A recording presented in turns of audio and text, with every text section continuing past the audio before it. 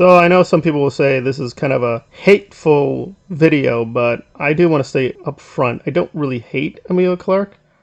I'm not totally pro Emilia Clarke either. I'm not like obsessed with her in a positive way, but I think her performance in Game of Thrones, for what it was very interesting.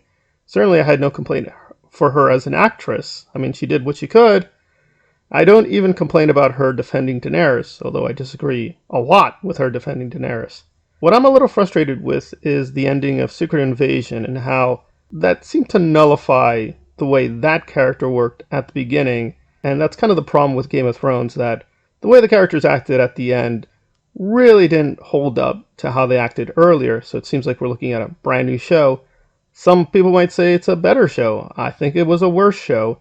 And Secret Invasion is the same thing, where it seemed that her character was going to be one thing, but with the finale, they just completely nullified everything and gave us a new character. And I think that character was found wanting. It was also just way too similar to Daenerys. Now you could say it's an improvement because she got all this power.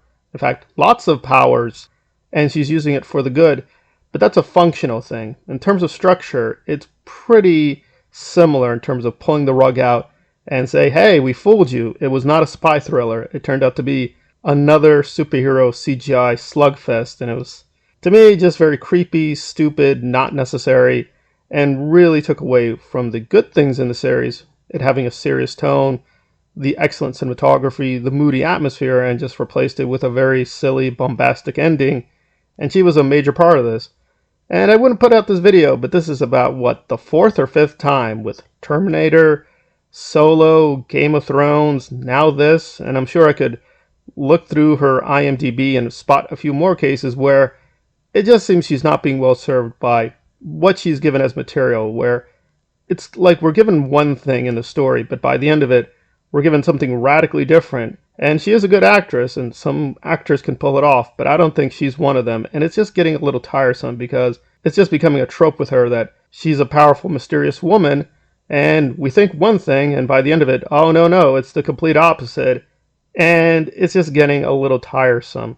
Again, I think some actors are fine. They can play the same role over and over again, and they do a lot with it. But after a while, I think most fan audiences are going to get burned out. If you play Batman, and then play a Batman-like role, and then play another Batman-like role, people are going to be, what is the point of this? We've seen the Batman role now like 5 to 6 times. So again, she's free to make the choices she wants to make. And if she wants to be a big part of these franchises, that's her prerogative.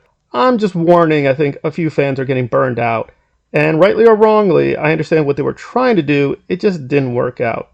That said, she's obviously signed the contract. We're going to see her in the MCU for a while.